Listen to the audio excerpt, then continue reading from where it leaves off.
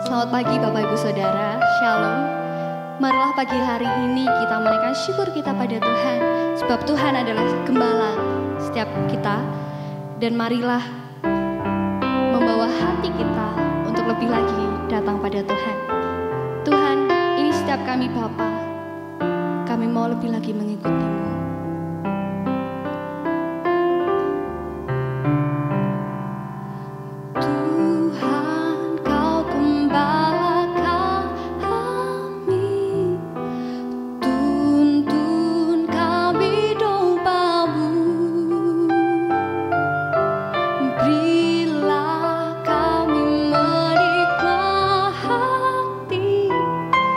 Hikmat pengorbananmu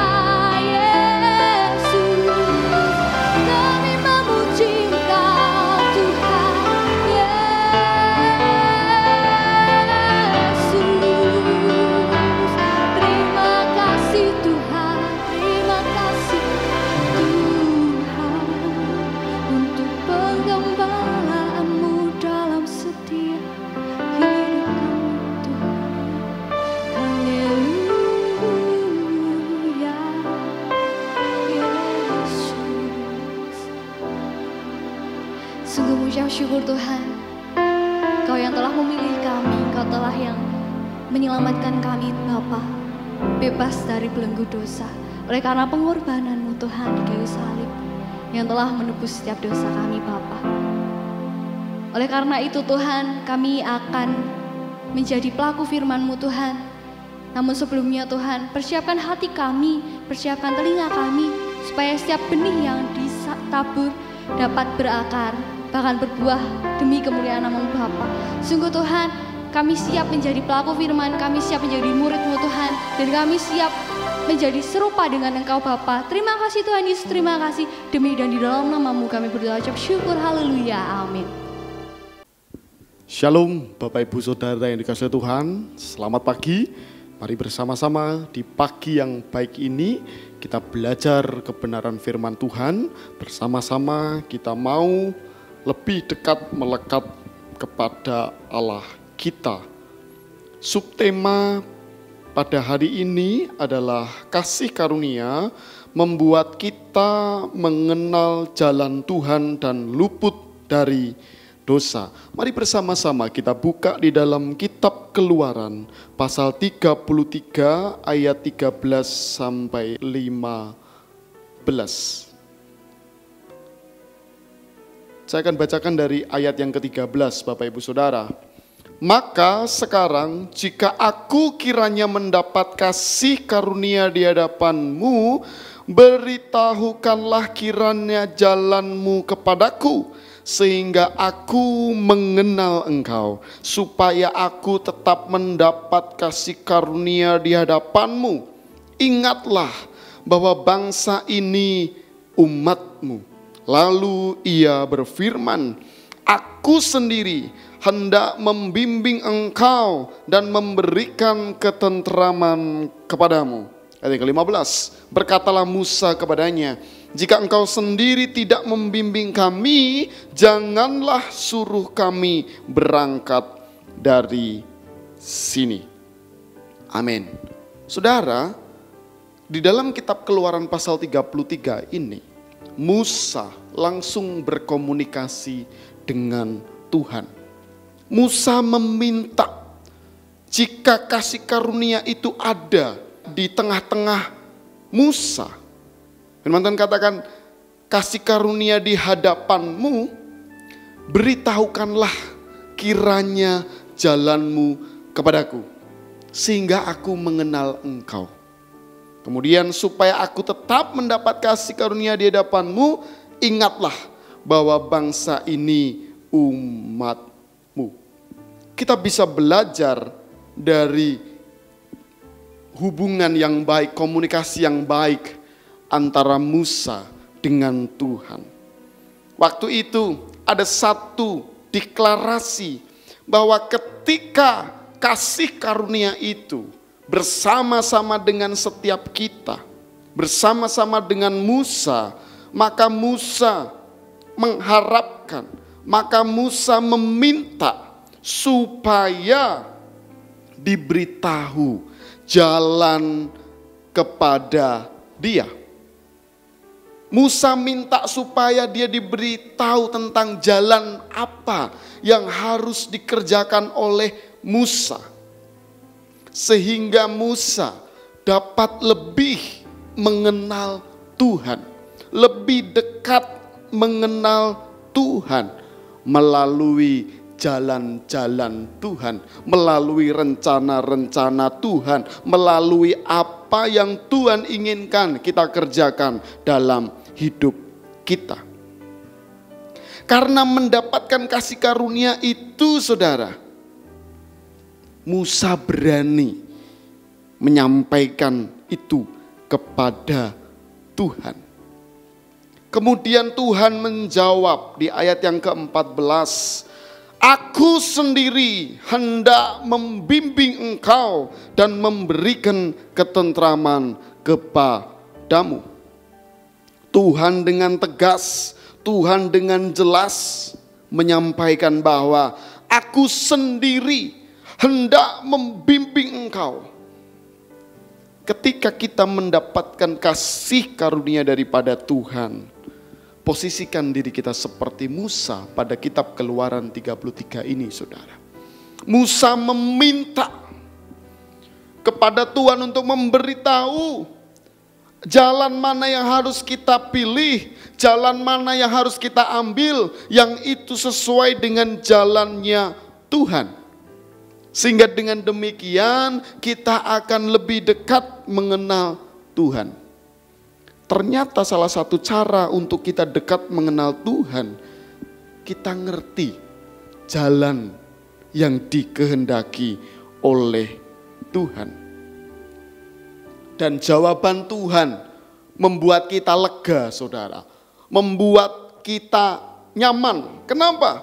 Karena Tuhan jelas.